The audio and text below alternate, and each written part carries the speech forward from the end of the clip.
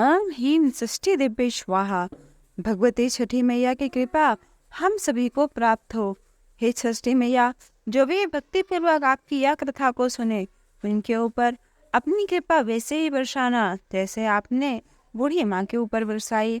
आइए मित्रों, एक बार प्रेम से माँ छठी के चरणों को प्रणाम करते हुए एवं उनके परम पावन स्वरूप का ध्यान करते हुए माँ षष्ठी देवी की यह परम पावन कथा आज की इस वीडियो में आप 2 कथाओं का श्रवण करेंगे। तो आइए प्रेम से माँ षष्ठी की इन कथाओं पर श्रवण करते हैं।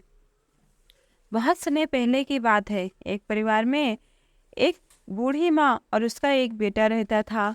कुछ दिनों बाद बेटे की शादी हो गई और उसकी बहू आ गई। वह बुढ़िया माँ षष्ठी की परम भक्त थी।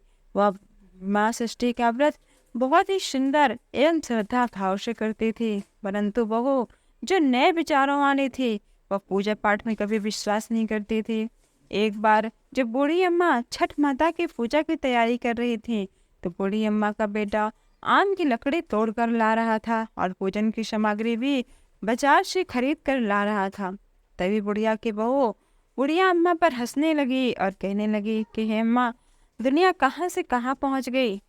लोग आसमान छू रहे हैं और आज भी आप इतनी अंधविश्वासी हो। पढ़ी लिखी बहू की बातों को सुनकर बुढ़िया माता पर कोई प्रभाव न पड़ा।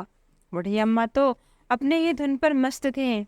आज भी उन्हें सिर्फ माँ छठी देवी की पूजन की तैयारी करने की लगे हुए थे और वो अपनी तैयारी पर ही व्यस्त थे। परंतु बहू ने फिर कहा कि अरे माँ, ये सब बेकार है। इस उम्र में आप 3 दिन भूखी रहोगी तो बीमार पड़ जाओगी और अपनी सेहत भी खराब कर लोगे। भूख प्यास से न जाने आप क्यों खुद को सता रही हो और इतना क्या आप भगवान को प्रसन्न कर रही हो। परंतु बूढ़ी माँ अपनी बहू के इस भोलेपन पर मुस्कुराने लगी और कहने लगी, अरे बहू, शादी के बाद मेरे बहुत दिनों तक संतान नहीं हुई थी, तो मैंने यही व्रत को किया था। तब छठी मैया ने मेरी पुकार सुन ली। और तुझे पता है क्या कि तेरा पति भी छठी मैया का ही प्रसाद है। यह अंधविश्वास नहीं है बहू, छठी माता का कण कण में निवास है। और मेरी बात को मानो, तुम भी मेरे साथ छठी मैया के व्रत को कर लो, तो छठी मैया तुम्हारी भी गोद अवश्य ही भर देंगी। मगर वह नए युगों की सोच वाली बहू, पढ़ी लिखी मॉडर्न जमाने की, वह किसी के कहाँ सुनने वाली थी। वो तो मुँह को टेढ़ा करके अपने सास से बोली कि अरे माँ, मुझे कौन सा दुख है, और हाँ, मैं इस पूजा पाठ को नहीं मानती और ना ही मैं करने वाली हूँ। मुझे तो सुंदर पति मिला है, जीवन में सुख मिला है, आलीशान घर मिला है, दिन रात मस्त रहती हूँ। पूरे गांव में है क्या मेरे जैसा कोई धनवान। और हाँ ससुमा, कर्म प्रधान है। जो मनुष्य जैसा कर्म करता है उसे वैसा ही फल मिलता है। इस दुनिया में सिर्फ कर्म ही एक है, बाकी सब बेकार की बातें हैं। सासू माँ के लाख समझाने पर भी बहू पर कोई असर नहीं हुआ। वह नास्तिक थी, बार बार छठ माता की बुराई ही किए जा रहे थे।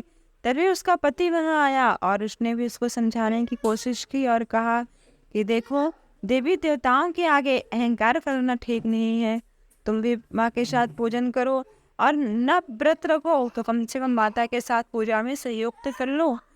परंतु वह अपने ही घमंड में लीन थी। उसने अपने पति की बात को भी नहीं माना और सीधे सीधे बोल दी कि मुझे नहीं पढ़ना इस अंधविश्वास में। पति भी थक गया उसको समझाते समझाते और बोला, ठीक है, जो तुम्हारा मन हो वही करो। अब तो छठी माता का अब मैं घाट सजाने जा रहा हूँ और जो तुम्हारा मन हो वो करो। इसके बाद वह अब छठी मैया के लिए घाट सजाने चला गया। हाथ में डिब्बा लेकर पानी का वह जाता है घर छठी माता का घाट सजाने के लिए। इधर उसकी माँ भी पूजन की तैयारी कर लेती है। आम की और जब वह घाट सजा कर आता है तो आम की लकड़ी को जलाकर अपनी माँ के साथ ठेकुआ भी सिकवा लेता है। पूरे भक्ति भाव से दोनों माँ और बेटे छठ का पर्व बड़ी ही प्रसन्नता से मनाते हैं। बूढ़ी अम्मा के बेटे ने घर और द्वार को गाय के गोबर से लीपा। उसी समय उसकी पत्नी पाँव में चप्पल पहने हुए वहां से गुजरती है और कहती है कि हाय, पता नहीं है कौन सा त्योहार है और पूरे घर में गोबर ही गोबर फैला के रख दिया। अब तो घर से बाहर निकलना भी मुश्किल हो रहा है। ये कैसे गोबर की दुर्गंध आ रही है। और उसने अपने पति से कहा कि तुम और तुम्हारी माँ बड़े ही भक्त हो। देखो तो आपने पूरे घर में गोबर ही गोबर कर दिया, यहाँ तक तो अब आपके शरीर से भी गोबर की बदबू आ रही है। अब तो तुम नहाकर ही घर में आना। बहू की बातें सुनकर बूढ़ी अम्मा बहू को समझाती हैं और कहती हैं, अरे बेटा, तुझे नहीं पता कि गोबर से जो जब तो दुर्गंध कह रही है, उस गाय के गोबर में बहुत से ऐसे रसायन होते हैं जिसको घर में लिपने से घर के सारे बीमारियां कोसों दूर हो जाती है। इतना सुनकर तो वो और बिगड़ गई। खिजलाकर बूढ़ी अम्मा से बोली, अरे आप पहले तो आपने लकड़ी का ठेकुआ बनाया, वो भी लकड़ी जलाकर, और पूरे घर में पहले आपने राख राख किया, उसके बाद आपने गोबर से लीप कर पूरे घर में गोबर गोबर कर दिया। इन दोनों की बहस ऐसी ही चालू थी कि बेटा बीच में आकर बोला कि अरे तुम माता से झगड़ा मत करो, चलो अब जाकर तैयार हो जाओ, छठ माता के घाट पर जाने का समय हो गया है। बैंड बाजे वाले को बुलवाकर दौड़ा और वो सब बाजा बजवा कर घाट पर चल दिए। पीछे पूछे बूढ़ी माता भी गीत गाते चल रही थी, पर बहू को तो इन सब में कोई रुचि नहीं रहती, अतः वो सज धज कर मटक मटक कर अपना अलग ही चल रही थी। बुढ़िया अम्मा और उसके बेटे ने बहू को बहुत समझाया, तो बहू अपने पति और सासू माँ के साथ घाट पर तो चली जाती है, परंतु वो जैसे ही घाट पर पहुँचती है तो वो पूजा के बजाय मेला घूमने में लग जाती है। कुछ देर बाद इसका पति बहू को वहां ना पाकर उसे ढूंढने में लग जाता है, तो वह कहीं हलवाई की दुकान पर स्वादिष्ट पकवान का आनंद उठाते नजर आती है। आकर कहता है कि अरे तुम यहाँ पर क्या कर रही हो, चलो माँ के साथ बैठो, यहाँ तक आई हो तो माँ के जैसा पूजन कर रही है, कम से कम तुम माँ को पूजा करते समय देखो, ताकि तुम्हारे मन में भी माँ छठी के प्रति श्रद्धा हो। ऐसे पर पत्नी ने झुंझलाकर कहा, देखो मैं पूजा पाठ में नहीं बैठने वाली, ना ही मैं घाट पर आने वाली हूँ, मैं यहाँ तक आ गई वही बहुत है। अब मैं यहाँ पर मेला घूमूंगी और जम के खाऊंगी पीऊंगी, और तुम अपना पूजा पाठ देखो, मेरा पूजा पाठ से कोई लेना देना नहीं है। इनकी बहस आपस में इसी तरह सब लोग देख रहे थे। ऐसे बेटा शर्मिंदा होकर वहां से चला गया और छठ घाट की ओर जाने लगा। एक खड़ा करने को वहीं बेड़ा घाट की ओर ले जाता है। जैसे ही वह नहाने को वहां पर डुबकी लगाता है तो वह डूब जाता है। डूबते डूबते वह जोर जोर से चीखने लगता है कि बचाओ बचाओ, लेकिन किसी को भी ये आवाज कहाँ से आ रही है पता ही नहीं चलता। कोई हो तो जाए ढूंढ के लाए, सब यही चिल्लाने लगते हैं। अब जैसे ही बूढ़ी अम्मा को पता चलता है कि उसका बेटा नदी में डूब गया है, वह छाती पीट पीट कर रोने लगी और छठी माता से सवाल किया कि अरे माँ, मैं माँ हूँ और तू भी माँ है, और तू कैसी माँ है जिसने एक माँ से उसका बेटा छीन लिया है। जब से मेरा विवाह हुआ है मैं पिछले 30 साल से आपका पूजन करते आ रही हूँ। माँ बोल, मेरी भक्ति में कौन सी कमी आ गई थी जो तूने मेरी गोद को सोना कर दिया, मुझसे मेरा लाल आज के दिन छीन लिया। हे माँ बता, मुझसे कौन सी भूल हो गई थी। अरे माँ, यदि आपने आज मेरा लाल नहीं दिया तो मैं आज ही आपके इस घाट पर अपने भी प्राण त्याग दूंगी। यदि आपको चाहिए कि आप मेरे प्राण रखो तो आपको मेरे बेटे को वापस करना पड़ेगा, या तो आप मेरे बेटे को लौटा दो या तो मेरे प्राण भी ले लो। उधर मेले में सबको आगाह किया जा रहा था कि छठ घाट पर आए हुए सभी व्यक्तियों को सूचित किया जा रहा है कि घाट के गहरे भाग में न जाएं। अभी अभी सूचना मिली है कि एक व्यक्ति गहरे पानी में डूब गया है। पानी में आगे जाने पर खतरा होने की आशंका है, इसलिए कोई भी नदी के गहरे भाग में न जाए। ये सब बातें सुनकर बहू दौड़े दौड़े अपने सास के पास आती है। वहां जाकर देखती है कि उसकी सासू माँ दहाड़े मार मार कर रो रही है और उसका पति इस दुनिया में नहीं रहा, तो उसे सदमा लग जाता है। अब तो वह जोर जोर से चीखने लगी और रोने लगी, पागलों की तरह लोगों के ईख को उठा उठा कर फेंकने लगती है।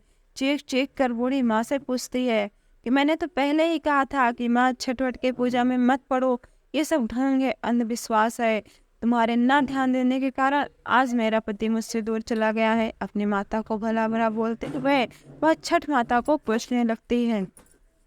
इस घटना को देखकर वहां पर खड़े सभी लोगों की सांसें रुक जाती हैं। अब तो सब लोग आपस में मन ही मन यह विचार करते हैं कि इस बेचारे के साथ बहुत ही बुरा हुआ, और मन ही मन सभी लोग छठ माता से विनती करते हैं कि हे माँ, इस बुढ़िया के पुकार सुन लो। ये छठ माता, इस बुढ़िया के बेटे को जीवन दान दे दो। छठ माता तो है ही दयालु, वो अपने भक्तों को कभी निराश नहीं करते, कभी उन्हें बेसहारा और उदास नहीं छोड़ते। इधर पुत्र वियोग में बूढ़ी माँ अपनी जान देने को पानी में जाती है। बूढ़ी माँ जैसे पानी के अंदर जाती है, वैसे ही नदी के अंदर से एक जोर की लहर उठती है और वो लहर किनारे की ओर जोर से आती है। उसी लहर में से उस बूढ़ी माँ का बेटा भी बाहर निकल आता है। इस दृश्य को देखकर वहां खड़े सभी लोगों की आंखें खुली की खुली रह जाती हैं। सबकी आंखों में खुशी के आंसू आ जाते हैं। बाद में बूढ़ी माँ खुशी से जोर जोर से रोती हैं और बहू भी खुशी के आंसुओं को रोक नहीं पाती। ये सारा दृश्य चल ही रहा था कि तभी बादलों से बिजली की कड़कने की आवाज आती है। आकाशवाणी में छठी माता ने कहा कि मेरी पुत्री, मैं किसी का कभी अहित नहीं करती। मैंने तुम्हारी आंखों से अज्ञान का पर्दा हटाने के लिए ही तुम्हारे पति को पानी में डुबाया था। पुत्री, मैं सदैव अपने भक्तों की इसी प्रकार रक्षा करती हूँ जैसे मैंने आज किया है। जो भी मनुष्य इस घोर कलयुग में सच्चे मन से मेरी पूजा करता है, मैं उसकी सभी मनोकामनाओं को अवश्य ही पूरा करती हूँ। इतना कहकर आकाशवाणी अंतर ध्यान हो गई। वहां पर खड़े सभी भक्तों ने छठ माता के नाम का जयकारा लगाया और अब तो छठ माता की कृपा से बहू का बेटा पहले से अधिक स्वस्थ और संपन्नशाली हो गया। छठी माता ने कृपा करके बहू के सुहाग को और बुढ़िया के बेटे को वापस लौटाया था। अब तो बहू ने भी सच्चे मन से छठी माता का पूजन किया। छठी माता ने बहू की भी गोद भरी और उनके घर में पहले से भी अधिक सुख शांति के साथ साथ धन लक्ष्मी का प्रादुर्भाव हो गया। हे छठी मैया, जैसे आपने बूढ़ी माँ पर कृपा की, वैसे ही आपकी यह परम पावन व्रत कथा कहने वाले सुनने वाले सब पर कृपा करना। एक बार प्रेम से बोलिए, हाँ छठी माता की जय। ओम ऐं ह्रीं क्लीं षष्ठी दिव्ये नमो नमः। एक बार प्रेम से माँ षष्ठी के चरणों को प्रणाम करते हुए एवं उनके परम पावन स्वरूप का ध्यान करते हुए षष्ठी मैया की यह परम पावन व्रत कथा को श्रवण करेंगे। यह परम पावन कथा श्रवण करने मात्र से माँ षष्ठी देवी बालकों को दीर्घायु, सुख एवं सौभाग्य प्रदान करते हैं। क्योंकि मनुष्य भक्तिपूर्वक माँ षष्ठी की यह परम पावन व्रत कथा को श्रवण करता है, उसके घर में सुख, शांति, संपन्नता, ऐश्वर्य के साथ साथ भगवती षष्ठी स्वयं करुणा बरसाती हैं। तो आइए एक बार प्रेम से माँ षष्ठी के जयकारा लगा कि यह परम पावन व्रत कथा को जो श्रीमद् देवी भागवत महापुराण में वर्णित है श्रवण करते हैं। एक बार देवर्षि नारद जी भगवान श्रीमन महानारायण से कहते हैं कि हे प्रभु, आप मुझे ये बताने की कृपा करें कि संसार में मनुष्य लोक में बालकों की अधिष्ठात्री देवी कौन है और ऐसा कौन है जो बालकों को गर्भ से लेकर मृत्यु उपरांत देखभाल करता है। वो कौन है जो बालकों की गर्भ में रक्षा करता है, जन्म होने के बाद रक्षा करता है, कैसे, और बालकों की अधिष्ठात्री देवी कौन है। यह सुनकर श्री नारायण कहते हैं कि ये देवर्षि, आपने संपूर्ण लोगों के कल्याण के लिए अत्यंत उत्तम प्रश्न पूछा है। अब मैं तुम्हें मूल प्रकृति के छठे अंश से उत्पन्न होने वाले भगवती सृष्टि का संक्षेप में महत्व बताता हूँ। इन भगवती के यह परम पावन उपाख्यान सुनने मात्र से संतानों को दीर्घायु एवं घर में लक्ष्मी का आगमन होता है। इनकी यह परम पावन कथा संपूर्ण संसार को सुख पहुंचाने वाली है। अतः एक बार प्रेम से माँ षष्ठी को प्रणाम करके उनकी यह कथा को ध्यान पूर्वक सुनो। षष्ठी मंगल चंडी चामन से प्रकृति कला उत्पत्ति वाशाम चरितम श्रोतुमिच्छाम तत्वता। भगवान श्री नारायण कहते हैं कि ये देवर्षि, मूल प्रकृति के छठे अंश से उत्पन्न होने के कारण ये भगवती षष्ठी कही गई है।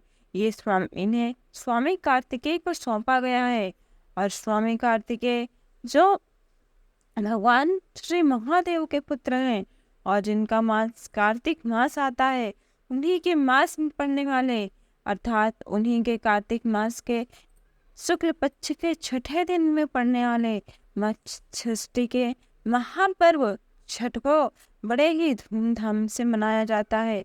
इसके पीछे का जो इतिहास है उसे तुम ध्यान पूर्वक सुनो। माँ सृष्टि को देवसेना के नाम से भी जाना जाता है।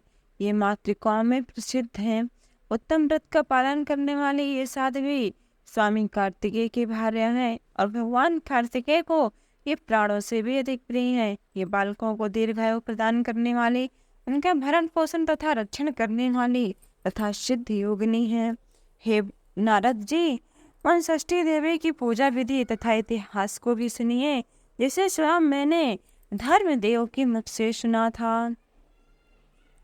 शंभु मनु के पुत्र प्रियव्रत हुए। प्रियव्रत बचपन से ही महान तपस्वी थे। वो विवाह नहीं करना चाहते थे, परंतु अपने पूर्वजों के कहने से उन्होंने अपने संतान को बढ़ाने के लिए, अपने वंश की रक्षा के लिए उन्होंने विवाह कर लिया। परंतु विवाह के बहुत समय बाद भी उन्हें पुत्र प्राप्ति नहीं हुई। तब उन्होंने अपने कुलगुरु महर्षि कश्यप को बुलाकर पुत्रेष्ट यज्ञ कराया। पुत्रेष्ट यज्ञ जब सफल हुआ तब उसमें से चरु निकला और उन्होंने इस चरु को अपनी प्रिय पत्नी मालिनी को दे दिया।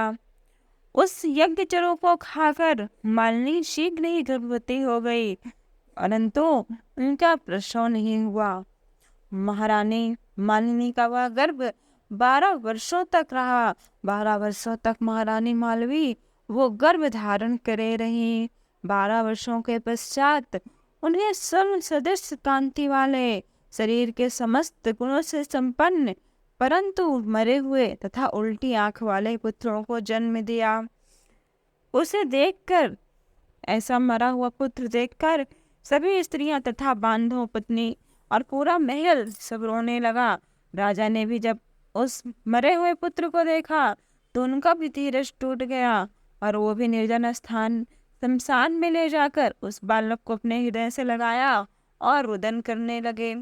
राजा ने उस पुत्र को अपने हृदय से लगाया और उन्होंने उसे छठ संकल्प लिया कि अब इसी वक्त मैं भी अपने शरीर का त्याग कर दूंगा। अतः पुत्र शोक के कारण राजा का भी ज्ञान विस्मृत हो गया था। जैसे ही राजा अपने उस मृत बालक को लेकर एक चिता भूमि पर बैठे, परंतु इसी समय वो क्या देखते हैं कि आकाश मार्ग से शुद्ध स्फटिक मणि के समान प्रकाशमान, बहुमूल्य रत्नों से सुशोभित, तेज से निरंतर दीप्तिमान, रेशमी वस्त्रों से सुशोभित, अनेक प्रकार के अद्भुत चित्रों से विभूषित और पुष्प तथा पुष्प मालाओं से सुसज्जित एक दिव्य विमान आता है। साथ ही उन्होंने उस विमान पर अत्यंत कमनीय, मनोहर, श्वेत चंपा के वर्ण के समान आभा वाली, सदा अस्थाई मुस्कान वाली तथा वो महान देवी, तारुण्य से संपन्न एवं प्रसन्न मुखमंडल वाली, रत्न निर्मित आभूषणों से अलंकृत, कृपा के साक्षात मूर्ति, योगी सिद्ध और भक्तों पर अनुग्रह करने के लिए तरह में आतुर प्रतीत हो रही थी। उन देवी को समक्ष देखकर राजा ने उस बालक को भूमि पर रखकर बड़े ही आदर से उनका स्तुति तथा पूजन किया।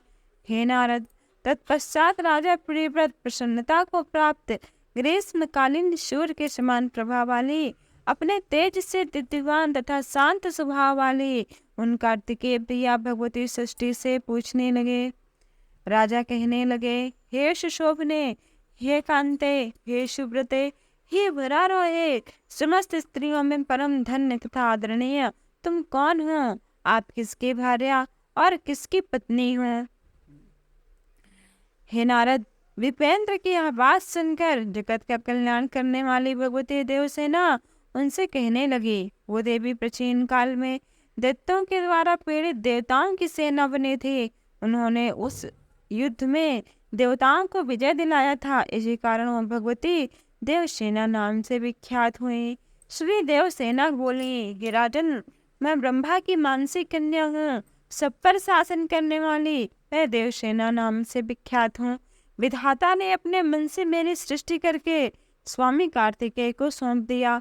मातृकाओं में प्रसिद्ध स्वामी कार्तिकेय की पतिव्रता पत्नी हूँ मैं। भगवती परा प्रकृति का छठा अंश होने के कारण सारे भूमंडल में मैं षष्ठी के नाम से विख्यात हूँ। मैं पुत्रहीन को पुत्र, प्रिया हीन को प्रिय पत्नी, दरिद्रों को धन देने वाली और कर्मों के फल प्रदान करने वाली हूँ। हे राजन, सुख दुख भय शोक हर्ष मंगल संपत्ति और विपत्ति यह सब कर्म के अनुसार होता है। अपने कर्म से ही मनुष्य अनेक पुत्रों वाला होता है और कर्म से ही वह वंश विहीन हो जाता है। कर्म से ही उसे मरा हुआ पुत्र होता है और कर्म से ही वह पुत्र दीर्घजीवी हो जाता है। मनुष्य अपने कर्म से ही गुणी, कर्म से ही अंगहीन, कर्म से ही अनेक पत्नियों वाला तथा कर्म से ही भार्याहीन होता है। कर्म से ही मनुष्य रोगवान तथा कर्म से ही निरंतर रोगग्रस्त रहता है। कर्म से ही व्याधि तथा कर्म से ही निरोगता होती है। अतः हे राजन, संसार में सबसे श्रेष्ठ कर्म है, ऐसा श्रुति और हमारे पुराणों में कहा गया है। हे मुने, इस प्रकार कहकर उन भगवती षष्ठी ने उस बालक को अपने गोद में लिया और खेल खेल में ही अपने हाथों का स्पर्श करने मात्र से उस बालक को जीवित कर दिया। अब राजा ने जब उस स्वर्ण की आभा के समान कांति वाले उस बालक को देखा तो वह बालक मंद मंद मुस्कुरा रहा था। उस समय वो भगवती देवसेना बालक को देख रहे राजा से ये बातें कहकर तत्काल उसी क्षण उस बालक को लेकर आकाश में जाने लगी। यह देखकर राजा के ओंठ जो है वह सूख गए, कंठ और तालु भी वह सूखने लगे। तब वो राजा भूमि पर बैठकर दोनों हाथ जोड़कर भगवती सृष्टि की स्तुति करने लगे। राजा कहते हैं, हे भगवती, हे जगत जननी, आप जगत की माता हो, आप मुझ पर कृपा करो और मुझे आप पुत्र प्रदान कर दो। देवी बोली, तुम स्वयंभू मनु के पुत्र हो और तीनों लोकों के राजा हो, तुम्हें क्या चाहिए तुम कहो। तब राजा कहते हैं कि हे माँ देवी को नमस्कार है, महादेवी को नमस्कार है, भगवती सिद्धि एवं शांति को नमस्कार है, शुभा देवसेना तथा देवी सृष्टि को बार बार नमस्कार है, सुखदा मोक्षदा तथा भगवती सृष्टि को बार बार नमस्कार है। हे मुनिश्रेष्ठ, अब आप संपूर्ण शुभकामनाओं को प्रदान करने वाली, सभी प्राणियों को वांछित फल प्रदान करने वाली तथा वेदों में रहस्यमय भगवती सृष्टि के इस स्तोत्र को सुनो।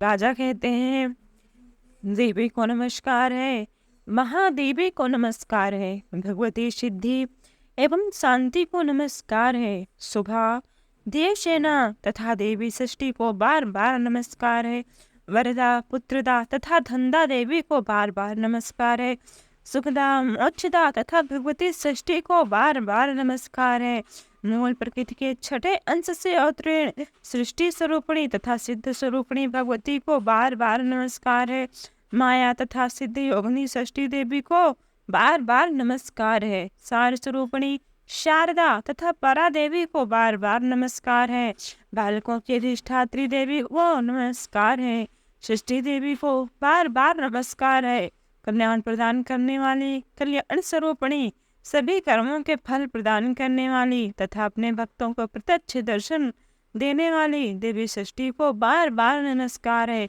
संपूर्ण कार्यों में सभी के लिए पूजनीय तथा देवताओं की रक्षा करने वाली स्वामी कार्तिकेय जी की प्रिय पत्नी देवी सृष्टि को बार बार नमस्कार है, शुद्ध सत्य स्वरूपणी मनुष्यों के लिए सदा वंदनीय तथा क्रोध और हिंसा से रहित सृष्टि देवी को बार बार नमस्कार है। हे सुरेश्वरी, आप मुझे धन दीजिए, प्रिय पत्नी दीजिए, पुत्र प्रदान कीजिए, मान और सम्मान दीजिए तथा विजय प्रदान कीजिए। हे महेश्वरी, मेरे शत्रुओं का संहार कर डालिए, मुझे धर्म दीजिए और कीर्ति दीजिए। आप सृष्टि देवी को बार बार नमस्कार है। हे सुपूजिते, मुझे भूमि दीजिए, प्रजा दीजिए, विद्या दीजिए, कल्याण दीजिए और जय प्रदान कीजिए। आप सृष्टि देवी को बार बार नमस्कार है। इस प्रकार भगवती सृष्टि की स्तुति करके महाराज प्रियव्रत ने सृष्टि देवी की कृपा से यशस्वी पुत्र प्राप्त कर लिया। इस प्रकार जब राजा प्रियव्रत ने भगवती सृष्टि की स्तुति की तब उसी समय भगवती सृष्टि माँ प्रसन्न हो गई और उन्होंने राजा से कहा कि ये राजन, तुम स्वयंभू मुनि के पुत्र हो और तीनों लोकों के राजा हो, तुम सर्वत्र मेरी पूजा कराओ और स्वयं भी करो, तभी मैं तुम्हें कुल के कमल स्वरूप यह मनोहर पुत्र प्रदान करूंगी। यह सुब्रत नाम से विख्यात होगा, यह गुणी तथा विद्वान होगा, इसे पूर्व जन्म की बातें याद रहेगी, यह योगिंद्र होगा तथा भगवान नारायण की कला से संपन्न होगा, यह क्षत्रियों में श्रेष्ठ तथा सभी के द्वारा वंदनीय होगा और 100 अश्वमेध करने वाला होगा। यह बालक लाखों मत वाले हाथियों के समान बल धारण करेगा तथा महान कल्याणकारी होगा। यह धनी, गुणवान, शुद्ध, विद्वानों का प्रिय और योगियों, ज्ञानियों तथा तपस्वियों का सिद्ध स्वरूप, समस्त लोकों में यशस्वी तथा सभी को समस्त संपदाएं प्रदान करने वाला होगा। यह कहकर उन भगवती ने वह बालक राजा को दे दिया। राजा प्रियव्रत ने भी पूजा की सभी बातें स्वीकार कर ली।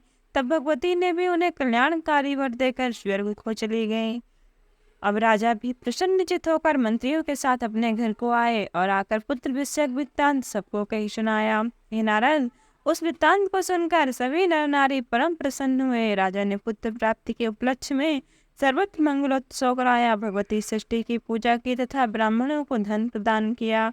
उसी समय से राजा प्रियव्रत प्रत्येक महीने में शुक्ल पक्ष की षष्ठी तिथि को भगवती सृष्टि का महोत्सव प्रत्न पूर्वक सर्वत्र करने लगे।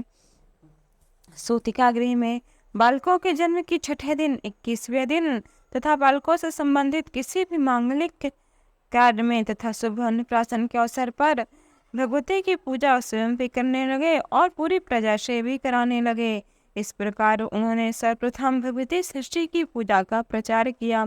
हे सुब्रत, अब तुम भगवती सृष्टि के ध्यान, पूजन विधि तथा स्तोत्र को सुनो, जिसे मैंने स्वयं धर्मदेव के मुख से सुना था, जो सामवेद के कौथुम शाखा में वर्णित है। हे मुने, शालिग्राम कलश अथवा वट के मूल भाग में अथवा दीवार पर पुतलिका बनाकर भगवती प्रकृति के छठे अंश से प्रकट होने वाली शुद्ध सत्व स्वरूपिणी तथा दिव्य प्रभा से संपन्न सृष्टि देवी को प्रतिष्ठित करके विद्वान मनुष्य को विधि पूर्वक उनका पूजन करना चाहिए।